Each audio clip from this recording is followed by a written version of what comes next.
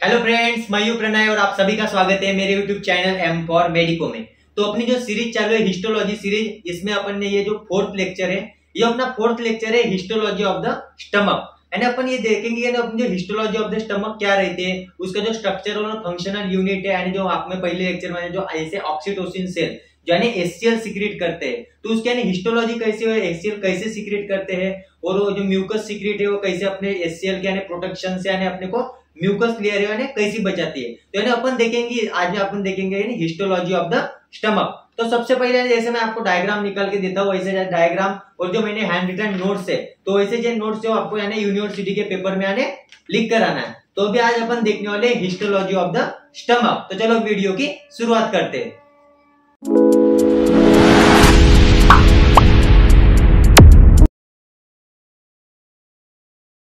तो अभी अपन देखेंगे हिस्टोलॉजी ऑफ द स्टमक। तो सबसे पहले आप देखो यानी जो यूनिवर्सिटी का पेपर है उसमें जाने अपने को जैसे यानी ये डायग्राम है वहां पे निकल के आना पड़ेंगे। तो आप देख सकते हो यहाँ पे यानी कुछ सेल है जैसे ऑक्जेंटिक सेल है जो यानी क्या सीक्रेट करते हैं, एचसीएल सीक्रेट करते हैं, जो गॉबलेट सेल है जो म्यूकस सीक्रेट करते हैं, यानी गैस्ट्रिक ग्लैंड है। वैसे अपने स्टमक की क्या हिस्टोलॉजी है तो अपन यहाँ पे अभी देखने वाले हैं। तो सबसे पहले अपन शुरुआत करने वाले हैं हिस्टोलॉजी ऑफ द स्टमक। तो सबसे पहले आप क्या लिखोगे, इंट्रोडक्शन। जैसे कि अपन यानी जो स्टेप वाइज जैसे पॉइंट लिखते हैं वैसे जाने को बताता हूँ, वैसे जाने यूनिवर्सिटी के पेपर में आपको यानी लिखकर आना पड़ेगा। तो सबसे पहले अपन क्या लिखेंगे, इंट्रोडक्शन। यानी इंट्रोडक्टरी पार्ट में अपन क्या लिखेंगे, stomach is a hollow organ which is present between the oesophagus and small intestine. जो अपना स्टमक कैसा एक हॉलो ऑर्गन है, यानी वहां पे कुछ प्रेजेंट नहीं है। जब वहां पे अपन खाना नहीं खाते तो यानी एक एम्प्टी यानी स्पेस रहती है, यानी वो हॉलो रहता है। और प्रेजेंट कहाँ पे रहता है, इन बिटवीन द अपने जो इसोफेगस है और स्मॉल इंटेस्टाइन के बीच में यानी ऐसा प्रेजेंट रहता है, एक हॉलो ऑर्गन है।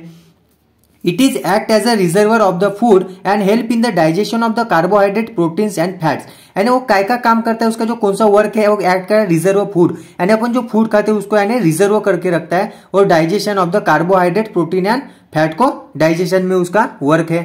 उसके बाद में अपन देखेंगे स्ट्रक्चर, यानी अपन स्ट्रक्चर में क्या प्रेजेंट है उसके अपने स्टमक के। तो देखो स्ट्रक्चर में epithelium is a made up of the simple columnar, यानी जो अपनी सिंपल कॉलमनर इपिथेलियम में अपने जो इपिथेलियम रहती है अपने लेयर रहते हैं, कोई simple columnar epithelium, simple squamous epithelium. तो वैसे जाने जो epithelium layer of the stomach है वो कैसे मेडअप है, सिंपल कॉलमनर इपिथेलियम से मेडअप है। Rugae are also present in the stomach. अब बोलूंगा कि रूगी यानी क्या होता है, तो देखो यानी मैं आपको यहाँ पे डायग्राम में बताता हूँ रूगी यानी क्या होता है। तो देखो जो अपनी गैस्ट्रिक रूगी रहती है, अपनी जो गैस्ट्रिक रूगी रहती है ऐसे यानी जो इपिथेलियम है इसके नीचे यानी ऐसे जो अपनी स्पेस रहती है ऐसे बीच में, तो उसको अपन क्या बोलते हैं, गैस्ट्रिक रूगी। और जो गैस्ट्रिक रूगी इसका वर्क फंक्शन क्या रहता है, एब्जॉर्प्शन में बहुत यानी अपने को हेल्प करती है। तो ऐसे यानी बीच बीच में ऐसे गैस्ट्रिक रूगी यानी वहां पे प्रेजेंट रहती है अपने लेयर में इपिथेलियम के। उसके बाद में and the large number of the longitudinal fold are the present, यानी वहां पे क्या पढ़ते हैं, large number of the longitudinal fold present रहते हैं। आप देखो यानी वहां पे ऐसे फोल्ड, एक ऐसी एक फोल्ड ऐसे लॉन्गिट्यूडनल आप देख सकते हो ना, ऐसे लॉन्गिट्यूडनल फोल्ड प्रेजेंट है। अब बोलूंगा ऐसे फोल्डेड क्यों यानी प्रेजेंट है, तो इसका जो मेन वर्क है एब्जॉर्प्शन के लिए और उनका जो सरफेस एरिया है उसको यानी इंक्रीज करने के यानी वर्क में आता है। उसके वाले large amount of the gastric gland also present. जो देखो आप यहाँ पे गैस्ट्रिक ग्लैंड प्रेजेंट देख रहे हो, यहाँ पे सब म्यूकोसा लेयर में जो म्यूकस ग्लैंड है वो प्रेजेंट है, यहाँ पे गैस्ट्रिक ग्लैंड प्रेजेंट है, ऑक्जेंटिक सेल प्रेजेंट है यानी जो एचसीएल सीक्रेट करते हैं, कुछ गैस्ट्रिक हार्मोन सीक्रेट करेंगे ऐसे, यानी वहां पे स्ट्रक्चर प्रेजेंट है।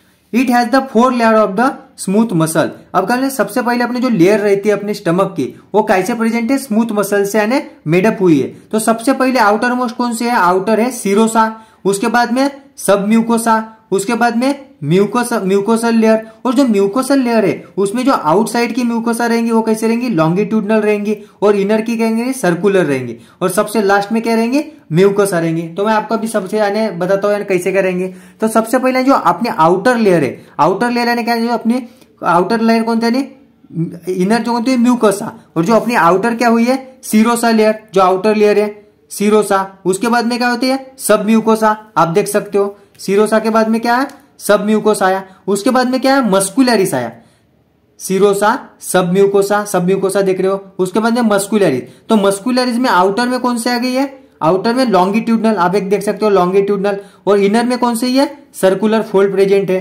और उसके बाद में क्या है, म्यूकोसल लेयर प्रेजेंट है, यानी जो अपने यहाँ पे म्यूकस सीक्रेट करेगा। तो ऐसे यानी ये आउटर टू इनर यानी अपनी जो लेयर है ऐसी वो मेडअप है।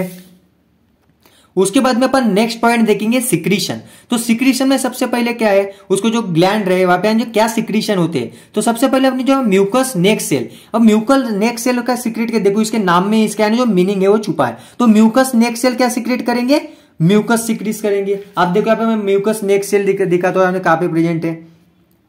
देखो यहाँ पे आने म्यूकस जो म्यूकोसा लेयर है, म्यूकोसा लेयर, तो इस म्यूकोसा लेयर में आने जो म्यूकस सेल है वहां पे प्रेजेंट रहती है और आने यहाँ पे म्यूकस सीक्रेट करती है। अब ये म्यूकस सीक्रेट करने का कारण यही है कि अपने जो HCl है वो यानी ज्यादा एसिडिक रहता है। तो इसके कारण जो इधर की जो इपीथेलियम है वहां पे हार्मफुल एंड डैमेज नहीं होना चाहिए और रप्चर नहीं होना चाहिए टिश्यू। तो इसके कारण जो अपने ये सेल रहते हैं वो क्या है म्यूकस सीक्रेट करते हैं, उसको बचाते हैं डैमेज होने से।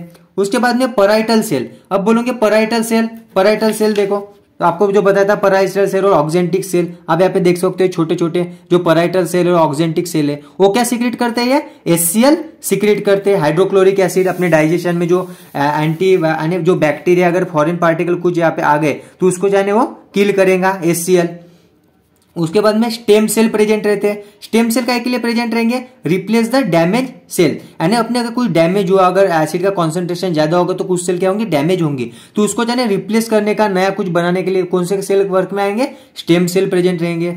उसके बाद में एंटेरो एंडोक्राइन सेल, यानी जो एंटेरो एंडोक्राइन, अब एंडोक्राइन क्या है, एंडोक्राइन यानी रिलेटेड टू हार्मोन्स, यानी जो हार्मोन कौन सीक्रेट करेंगे, तो वो क्या सीक्रेट, गैस्ट्रिन। गैस्ट्रिन क्या है, एक हार्मोन है, यानी वो सीक्रेट करते हैं enteroendocrine cell of the stomach, ये ध्यान में रखो। उसके बाद में क्या देखेंगे अपन, फंक्शंस। उसके फंक्शंस क्या है, अपनी जो हिस्टोलॉजी है उसके सेल के क्या फंक्शन है, तो वही फंक्शन क्या आएंगे, स्टमक के फंक्शन में आएंगे और वो उसके सेल के फंक्शन में आएंगे। तो सबसे पहले फंक्शन में क्या, secretion of the mucus from the lubricating the food, वो क्या करते हैं, म्यूकस सीक्रेट करते हैं। अब म्यूकस कौन सीक्रेट करेगा, म्यूकस नेक सेल और गॉबलेट सेल, उसको अपन गॉबलेट सेल बोलते हैं, वो क्या सीक्रेट करते हैं, म्यूकस। लुब्रिकेशन करने के लिए वो अगर चर्निंग मूवमेंट अच्छी हो जाए, जो अपना फूड है अच्छे से आने वो मिक्स होना चाहिए उसके लिए। Oxyntic cell secrete in the HCl, जो अपने ऑक्जेंटिक सेल है अभी आपको बताया वो क्या सीक्रेट करते हैं, HCl सीक्रेट करते हैं। Hormonal secretion and gastric hormone, जो अपना देखो एंटेरो एंडोक्राइन सेल था वो क्या सीक्रेट कर रहा था, गैस्ट्रिन हार्मोन। तो उसका जो हार्मोनल सिक्रेशन जो है गैस्ट्रिन में, तो वो इसके आने फंक्शंस हुए। और सबसे लास्ट में आप सभी को पता है अपन क्या देखते हैं, उसकी क्लिनिकल एनाटॉमी। तो क्लिनिकल एनाटॉमी में क्या है, पेप्टिक अल्सर, अगर उसमें कुछ अल्सर फॉर्मेशन रहा अपने यानी स्टमक में तो उसको क्या बोलते हैं, पेप्टिक अल्सर बोलते हैं। ये अपनी पैथोलॉजिकल कंडीशन रहती है पेप्टिक अल्सर फॉर्मेशन। उसके बाद में गैस्ट्रिक पेन, गैस्ट्रिक पेन तो एक कॉमन टर्म है, आप सभी ने देखा ही होगा, अगर किसी को अपने स्टमक में पेन हो रहा है तो अपन उसको क्या बोलेंगे, गैस्ट्रिक पेन। उसके बाद में गैस्ट्रिक अल्सर, गैस्ट्रिक अल्सर है, गैस्ट्रिक अल्सर ऐसे क्या है, अपने स्टमक में आने एक स्पेसिफिक, पूरे स्पेसिफिक इसमें नहीं होता है, पूरे स्टमक में होता है, तो उसको अपन क्या बोलेंगे, गैस्ट्रिक अल्सर। वो भी यानी एक पैथोलॉजिकल कंडीशन है। तो अभी देखो यानी अपन जो पॉइंट वाइज ऐसे लिखते हैं, तो वैसे अपने को पॉइंट वाइज अपने यूनिवर्सिटी के पेपर में आने लिखकर आना है। और अपनी जो यहाँ पे डायग्राम है, डायग्राम यानी देखो यहाँ पे सभी यानी सेम लिखना है। पहले उसके अपन लेयर निकालेंगे, लेयर निकालने के बाद क्या होगा, ये उसके अपन सेल निकालेंगे, सब म्यूकोसा में कौन से सेल प्रेजेंट है, आउटर लॉन्गिट्यूडनल, इनर सर्कुलर, जो अपना मस्कुलरिस लेयर है ऐसा निकालना पड़ेगा। वहां पे अपने को थोड़ा ब्लड वेसल, लैमिना प्रोपेरा या ऐसे यानी वर्क करते हैं, लैमिना प्रोपेरा रहता है वहां पे दिखाना पड़ेगा। ऑक्जेंटिक सेल रहते हैं, गैस्ट्रिक पीथ प्रेजेंट रहते हैं, उसको अपन यहाँ पे जो फोल्ड रहते हैं उसको अपन गैस्ट्रिक पीथ बोलते हैं और रुगी भी बोल सकते हैं। कॉलमनर इपिथेलियम, कॉलमनर इपिथेलियम जो है जो बनी है उसकी यानी जो लेयर कॉलमनर, तो इसे यानी आपको यानी वहां पे हिस्टोलॉजी के यानी डायग्राम निकाल कर आना पड़ेगा अपनी यूनिवर्सिटी के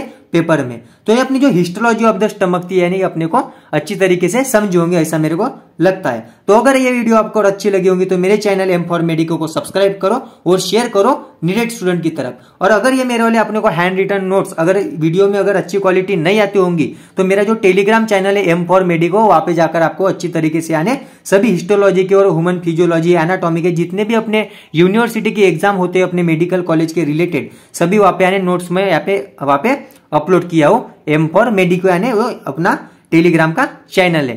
तो मिलता हूं इसके बाद में मैं न्यू वीडियो में कुछ न्यू हिस्टोलॉजी के साथ। Thank you.